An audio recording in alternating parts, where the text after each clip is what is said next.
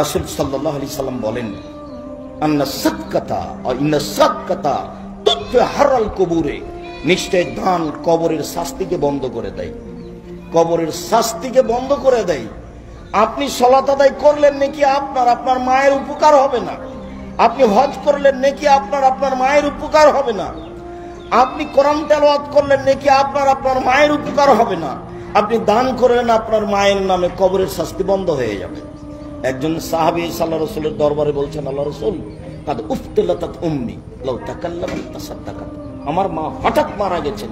আমার মা কথা বলতে পারলে দান করতেন, আফা উসাদ্দাকু আনহা ওয়ালাহা সাওয়াব,